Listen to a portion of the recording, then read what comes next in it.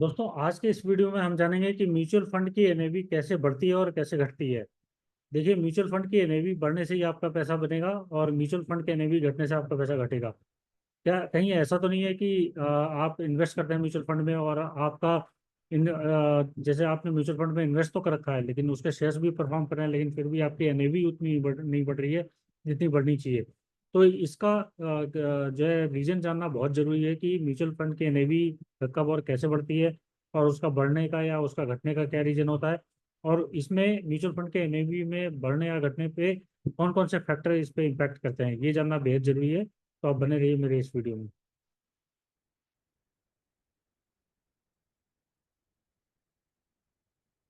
तो दोस्तों देखिए, जैसे आप मेरे स्क्रीन पे देख पा रहे होंगे कि म्यूचुअल फंड की एनएवी का जो फॉर्मूला होता है, सबसे पहले आपको ये जान लेना जरूरी है कि इसका फॉर्मूला क्या होता है। तो इसका फॉर्मूला है कि total assets, NAV equal to total assets minus liabilities और divided by number of outstanding shares.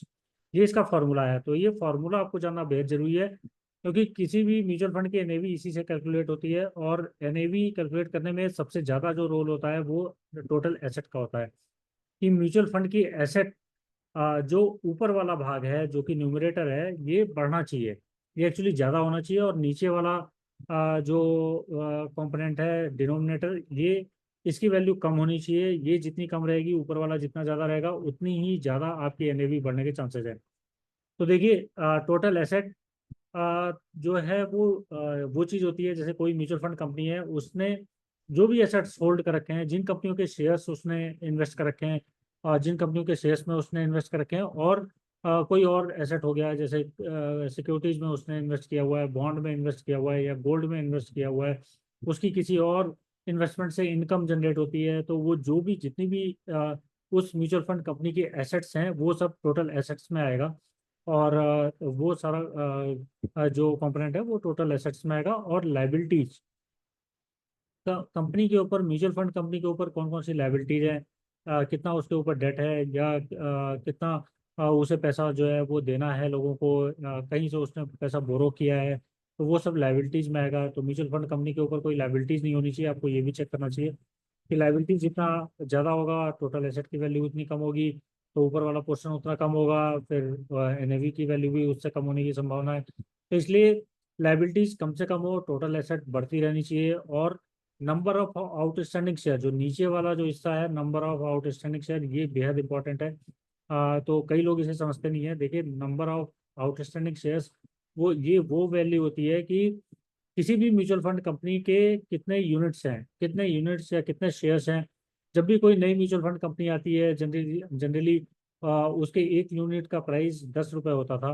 तो 10 रुपये से वो अपनी जो है वो यूनिट स्टार्ट करती थी। तो नंबर ऑफ आउटस्टैंडिंग शेयर्स, तो वो जो टोटल नंबर ऑफ यूनिट है, एक यूनिट का प्राइस 10 रुपये होता था, तो वो टोटल कितने यूनिट्स हैं, वो मार्केट में कितने यूनिट्स उसके अवेलेबल है, मतलब उसके उस म्यूचुअल फंड के जितने भी इन्वेस्टर्स हैं, वो कोई भी इन्वेस्टर हो गया, वो प्रमोटर्स हो सकते हैं, और रिटेल इन्वेस्टर हो सकते हैं, और वो इंस्टीट्यूशनल इन्वेस्टर कंपनियां हो सकती हैं, जितने भी टाइप के इन्वेस्टर हैं म्यूचुअल फंड में, उनके पास कितनी कितनी यूनिट्स हैं, तो उन सबको मिला के total number of outstanding share calculate की जाएगी।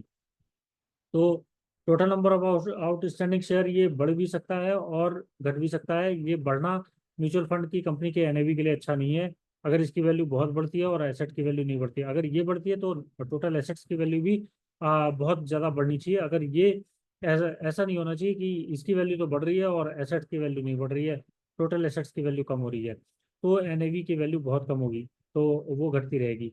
तो देखिए, नंबर ऑफ आउटस्टैंडिंग शेयर्स जो है वो, हम इसका एक एग्जांपल लेते हैं। जैसे कि किसी भी कंपनी के जो total number of outstanding shares हैं वो 10 लाख हैं।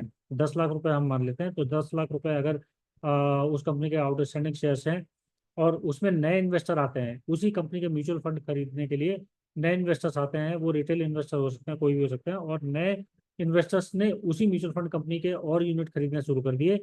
और एग्जाम्पल लेते हैं कि 1 लाख रुपए उन्होंने इन्वेस्ट किए इस म्यूचुअल फंड में, तो 1 लाख रुपए के और यूनिट्स जो है, 1 लाख यूनिट्स और उसके बढ़ गए। जैसे पहले 10 लाख यूनिट्स थे, और नए इन्वेस्टर्स आके उन्होंने 1 लाख यूनिट्स के शेयर और खरीदे, तो कंपनी को ऑब्वियसली नए शेयर्स जनरेट करने पड़ेंगे जो अगर कोई नया इन्वेस्टर आएगा तो। क्योंकि पहले तो जो प्रॉफिट था वो 10 लाख का प्रॉफिट सारे इन्वेस्टर्स में डिवाइड करना था, बट अब नए इन्वेस्टर आ गए 1 लाख रुपए और लेके, तो 11 लाख आउटस्टैंडिंग शेयर्स हो गए।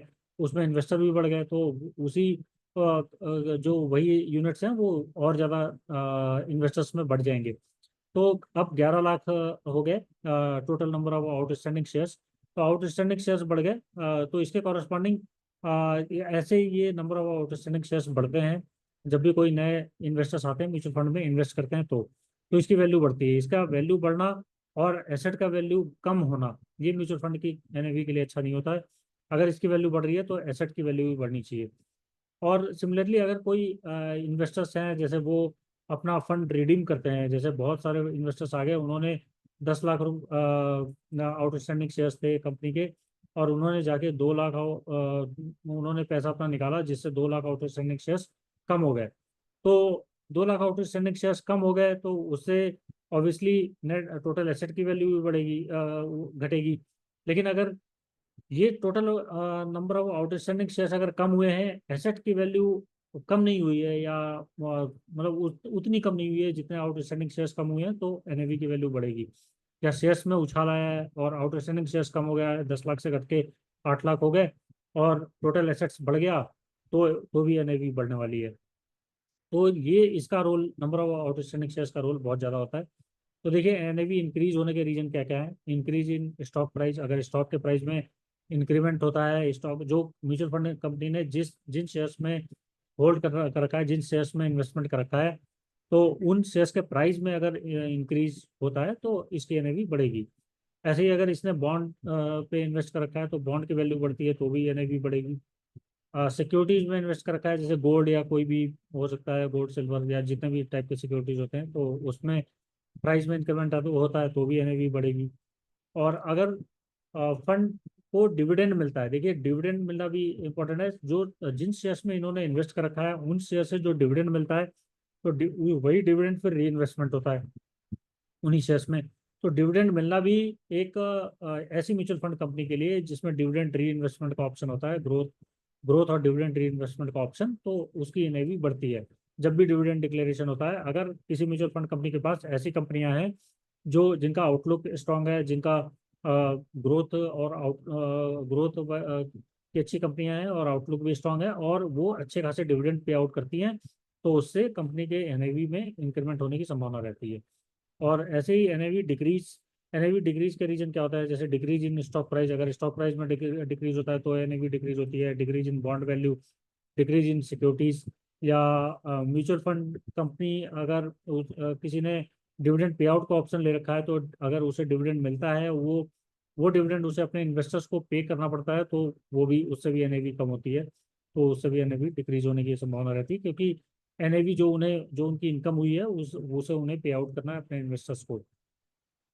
तो ये तो एनएवी इंक्रीज और एनएवी डिक्रीज के जो है वो रीजंस हैं। आइए इसे हम एक एग्जांपल के साथ देख लेते हैं कि एनएवी कैसे इंक्रीज होती है और कैसे डिक्रीज होती है। तो अगर हम एग्जांपल की तरफ चलें तो ये पहला एग्जांपल है।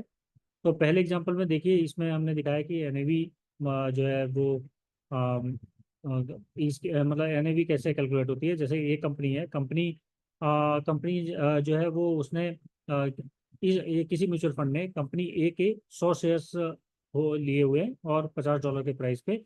कंपनी बी के इन्होंने 200 शेयर्स लिए हुए हैं $30 के प्राइस पे। कंपनी सी का सी के इन्होंने 150 शेयर्स लिए हुए हैं $40 के प्राइस पे। अब इसकी जो एनएवी कैलकुलेशन होगी वो ऐसे होगी कि 100 × 50 प्लस 200 × 30 प्लस 150 × 40, तो ये तो इनकी टोटल एसेट्स वैल्यू होगी। तो टोटल एसेट्स अगर हम कैलकुलेट करें तो 17,000 आता है। 17,000 टोटल एसेट्स और divided by number of outstanding shares. हम एग्जांपल लेते हैं कि कंपनी के जो टोटल आउटस्टैंडिंग शेयर्स हैं वो 1,000 आउटस्टैंडिंग शेयर्स हैं।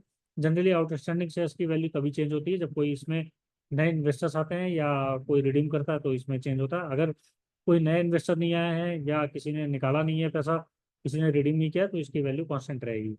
तो 17,000 को हमने इससे डिवाइड किया। हम ये एज्यूम करके चलते हैं कि इसके ऊपर कोई लाइबिलिटीज नहीं है, तो इसकी एनएवी 17 होगी। तो ऐसे इसकी एनएवी कैलकुलेट होती है। ये एनएवी कैलकुलेट करने का फॉर्मूला है। तो अब हम देखते हैं कि एनएवी के प्राइस में चेंज कैसे होता है। तो देखिए, एनएवी के प्राइस में चेंज करने के लिए अब हमने यहाँ पे एक एग्जांपल लिया हुआ है जिसमें कंपनी एक का स्टॉक जो इसने होल्ड किया हुआ था उसमें इंक्रीज होता है। जैसे $50 था तो इसमें $55 का इसका शेयर प्राइस हो गया है, $5 का इंक्रीमेंट हुआ है। कंपनी बी के जो स्टॉक में है वो सेम रहता है, 30 का 30 रहता है, कोई इंक्रीज नहीं कोई डिक्रीज नहीं। वैसे ही कंपनी सी का जो प्राइस है वो डिक्रीज हो जाता है। पहले इसका प्राइस जो है $40 था, अब 35 हो गया। तो 40 से 35 हो गया, ये जो है चेंज आया। तो अब हम दोबारा इसकी एनएवी कैलकुलेट करेंगे तो 100 × 55 प्लस 200 × 30 प्लस 150 × 35 इक्वल टू 16,750। अब 16,750 को आप 1000 से डिवाइड करेंगे तो 16.75। पहले एनएवी इसका 17 था, लेकिन 16.75 हो गया क्योंकि इसके प्राइस में स्टॉक जो कंपनी सी का इसने स्टॉक होल्ड कर रखा था उसमें $5 की गिरावट आई, उसकी वजह से इसकी एनएवी 0.25 कम हो गई पहले से। तो ये इस प्रकार से एनएवी बढ़ती है और घटती है।